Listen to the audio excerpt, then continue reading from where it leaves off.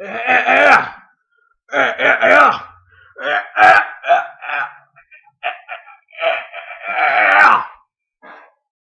Party people in the place to be.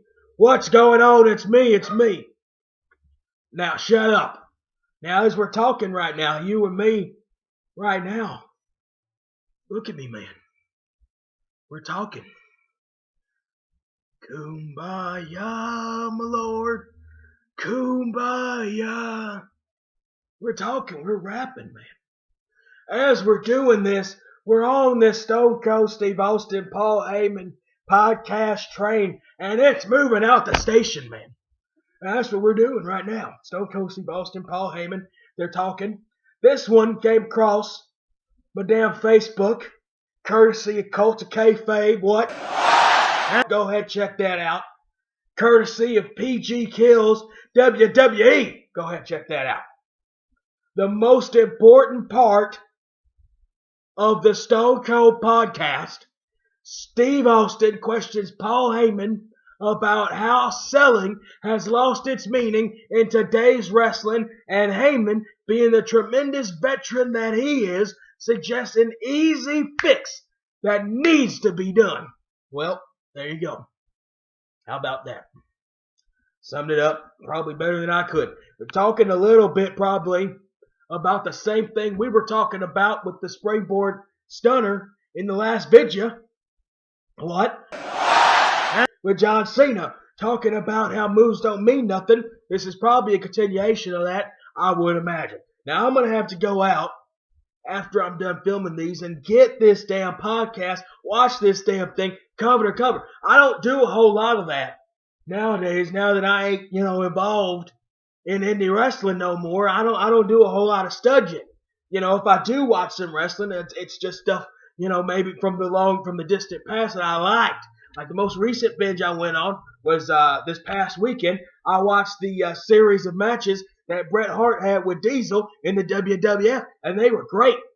So here we go. That's that. But this right here, it's good for studying purposes. I got a lot of indie guys on my damn Facebook, on my damn Twitter. They just started following me on Instagram. What?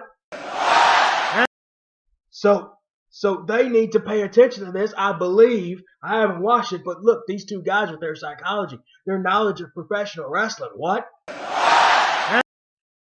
They know of which they speak. So I'm going to go ahead and click the button. Again, this is a Facebook thing. I'm going to try to pull it down. I don't know if I can pull it down. There might be other links to it somewhere else. If I can't do it, if it ain't over there, then go ahead. What? My voice is starting to kill me. Then go ahead. Oh, there it is.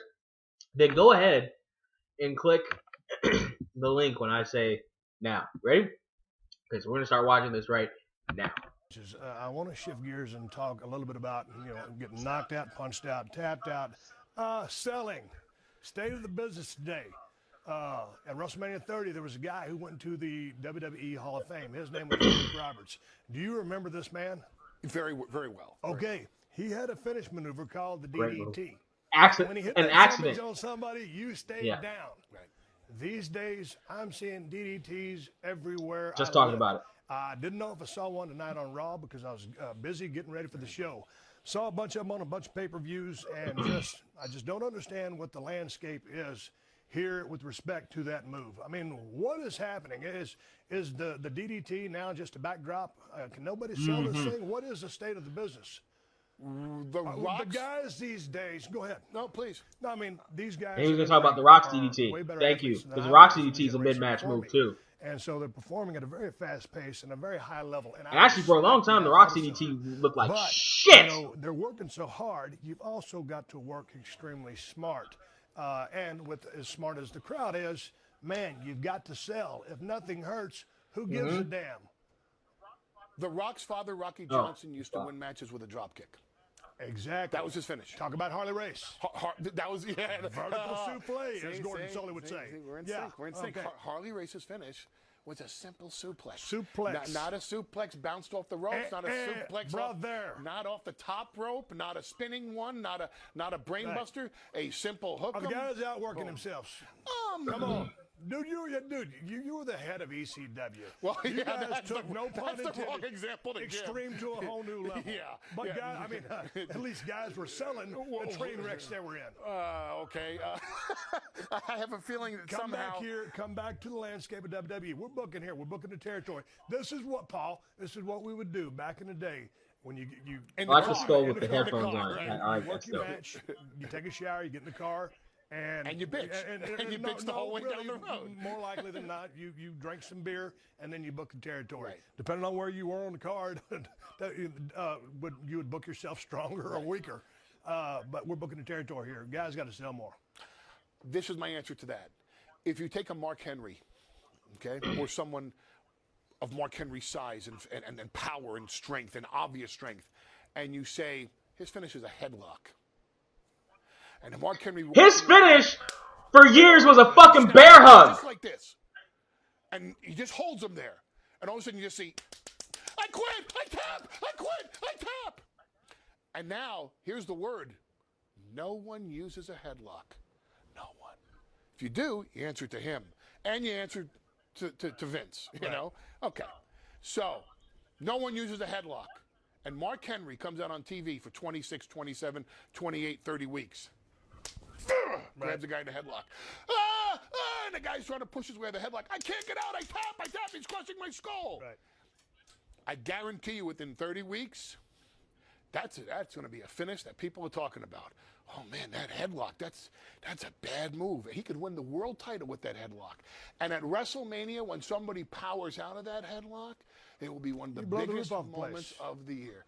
Moves will get over as long as people put the move over, get the move over. The announcers react to the move as if it's something devastating and unusual. And unusual. That's a good point. Is cognizant of protecting it. Word that starts with the J. Hallelujah. Thank you for saying that. Yeah, I agree with I agree with 99.999% of that. With the exception of, I'm not a huge fan of Mark Henry's World's Strongest Slam. I'm just not. I just don't.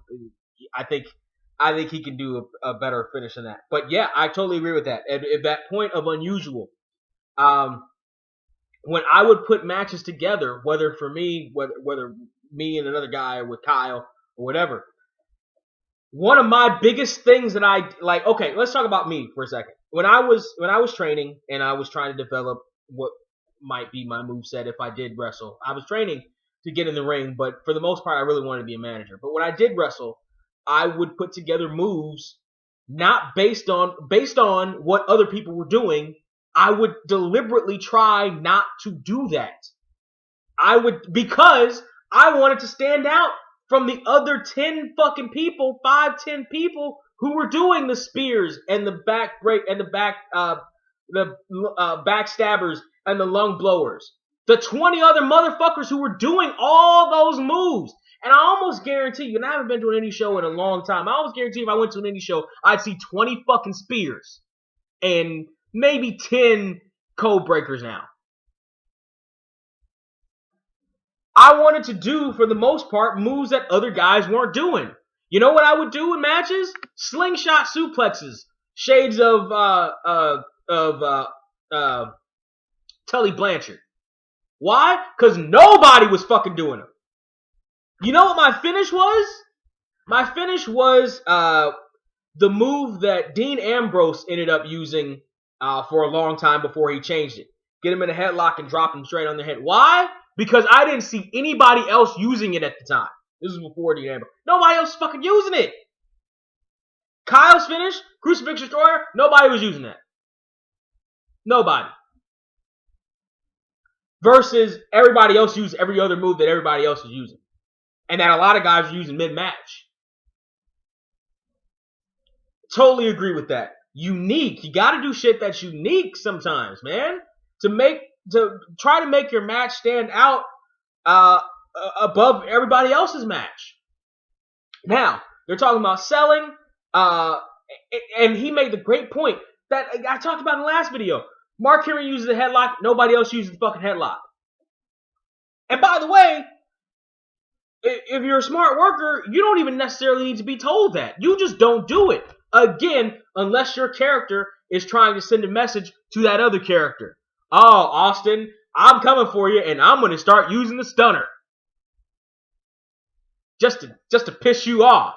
Matter of fact, I think I remember seeing a story or two where somebody used somebody else's finish and they were pissed off, and they were so pissed off. How dare you have the gall to go out there and use my finish, that they ran in on the match. I can't think of who it is. I can't think of what the story is. Comment below. It's probably WWF, because I was watching a lot of WWF when I was a kid and no WCW. Comment below. Let me know where that came from. But yeah, totally 100% agree with the shit that they're talking about. If you're a worker and you're watching this and you're a friend of mine on fucking Facebook or Twitter or Instagram or whatever, you go ahead and you fucking watch this shit over and over and over again. You download it if you can. You put it on your MP3 player. You listen to it while you're in the gym. You fucking work out to this shit. Have it on repeat. This shit needs to be your goddamn ringtone.